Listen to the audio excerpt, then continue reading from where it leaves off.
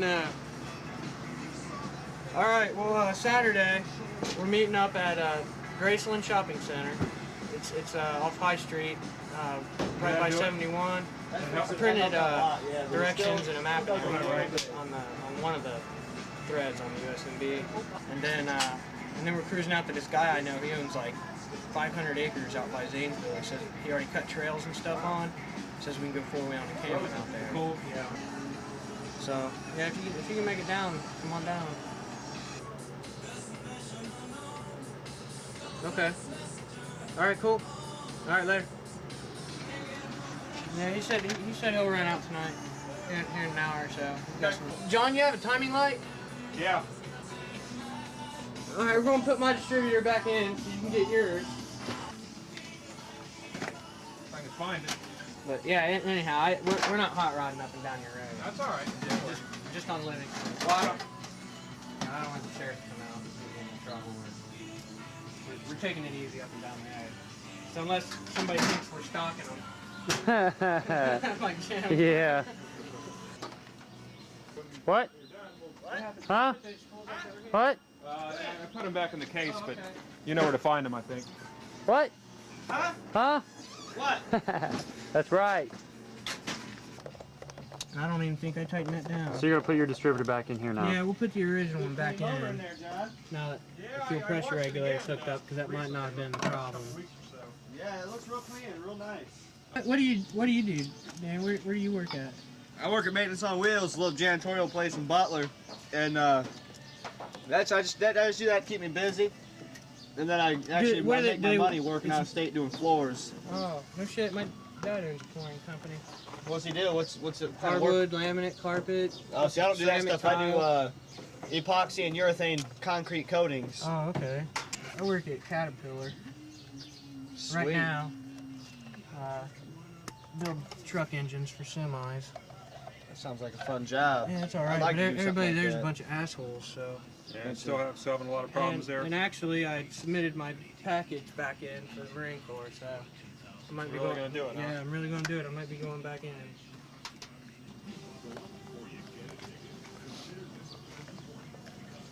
Swapping out the pigtail clip. Yeah, that distributor was off a, the other one was off of 88, and later this is 87 with the round clip. Over there at, what is it, Woody's, like that brown turbo wagon, some of the other stuff, I pulled things like grills and marker lights and small stuff, and mirrors. I made a stash. Because, you know, them cars don't sit out there very long, and no one else is going to take the stuff. So I got a stash. To go all the way back to where, like, the middle of the yard, there's like where you can see across to the railroad tracks, there's another yard where there's like a kind of little jog in the fence there. Right up underneath there, you'll find a Subaru tire or some kind of tire.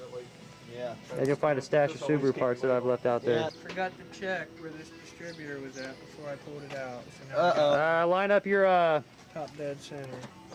actually what you can do is line up that cam pulley over there. Line it up to where it's even with the notch on the valve cover. Not Cam cover. And then point your distributor at the hill holder cable. It's not a Buick. Line the dot up with this little mark, this little corner. If you line the dot up with that, then you're at your top dead center for your spark. I thought it was right there. No, that's for your lining your belts. I'm talking about lining the top dead, or lining up your #1 distributor. If you bring the belt or the pulley till it comes to this mark here, then drop your distributor so it points right at the hill holder cable, which is where your #1 cylinder would be. All right. Well, we can never do this on the engines I work on. What, turn it by hand? Not with a little wrench. You need a 4-foot breaker bar. Yeah, line it up anywhere between this little rib and this corner. Anywhere in there. But then anything else needs adjusted as you turn the distributor itself. Yeah, right there. Right there. Yeah. And then this goes towards the hill holder, you said? Yeah.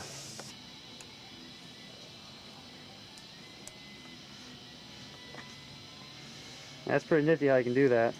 Yeah, I never knew this. The only difference between the SPFI and the MPFI distributor is where the rotor fits on. One's got a round shaft and one's got a D-shaped shaft. The rotor from one will fit on the other, but not the other.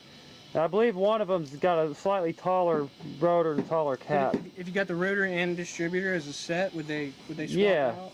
One would swap to the other. The one that's round will swap onto the D shaft, but the D shaft won't swap onto the round shaft. And I can't remember which one's round or D between them. This one's D. Okay, so the round ones are SPFIs then. Point it towards the hill holder. Yeah, point the rotor towards the hill holder spring. And that'll be where your number 1 is. It's just to the right of the screw that holds the cap down. No, that's not enough, is it? Nope, you need to come over just a little bit more. Like that? Yep, that's it. 180 Now here's the, yeah. Whoa, this small tube's right here. I found the law and the law one. Is that how it goes, John? There we go. That's pretty close. We'll time it with the gun. They've moved my omnibus hearing to August 1st. Okay, but everything's looking alright? Yeah, it's going to be like probably October before I go before the Have judge. you made a plea bargain or anything? No, the omnibus is, see, they continued it, so it's still kicking off yet. What the attorney's going to do, okay, they said they want like $7,900 damages Gee, for the tables. I thought it was only like $3,000. For the tables itself. Well, if they knock the tables off, then it's all the rest of it's like, you know, like $300 for man hours and like $200 for paint or something like that. And so if they drop that down, get that off of there, which I said if they could buff it out or whatever, they'll, you know, take that off and that'll make it a misdemeanor.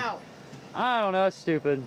I don't see how they can go from that extreme of variable to almost $8,000 to replace 2 tables to some of the buffing them inmates out. need a new color TV, that's what it is. I guess. The table's already graffitied on anyway. They're just, I don't know, it's fucking stupid. Now you're going out to the green clips to set the initial timing. Right.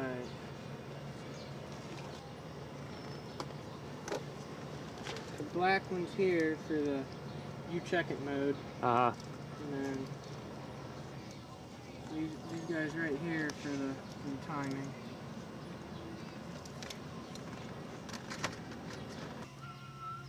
I guess Jackie wants a guitar or something. Yeah, she wants a guitar.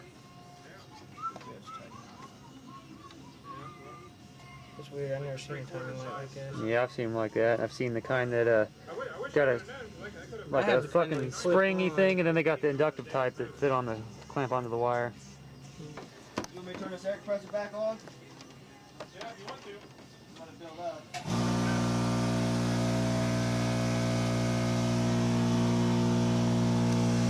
I tightened that up pretty good, so it's sitting a little bit more. Yeah. Cranking her over, Miles. Yeah.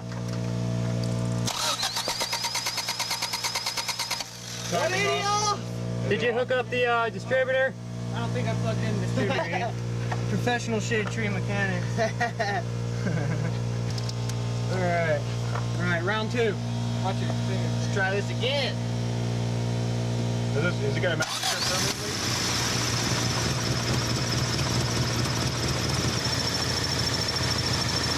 You see it at all? You're past it, I think. There's 20. Right there. Yeah. You gotta let it idle so it doesn't try to advance it. No, the green plug is plugged in. Oh, okay. Alright. Let me turn my idle up. Hey, that right there's idling for fuel economy. What are you talking about? Turn it up. Shit. Big cam. Now, as soon as you unplug them green clips, it should idle a little bit better.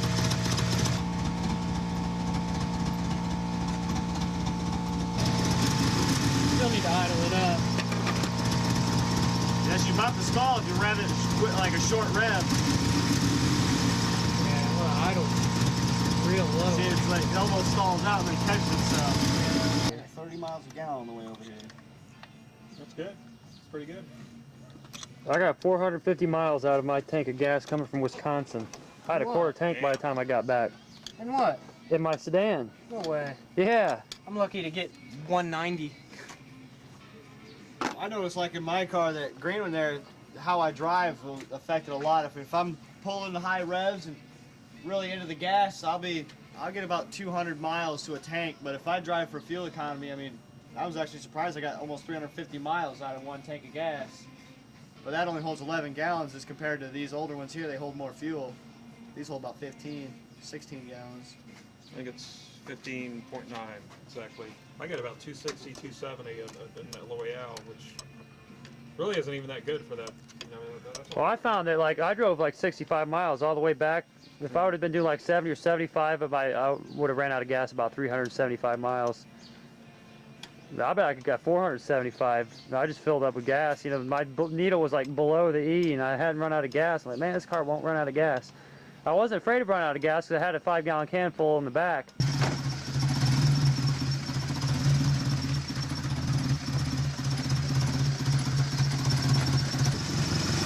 There she goes. Sounds better now. Yeah.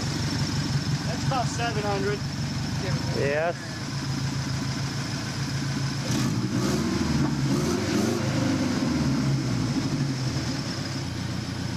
About 900, just right below the 1,000 mark.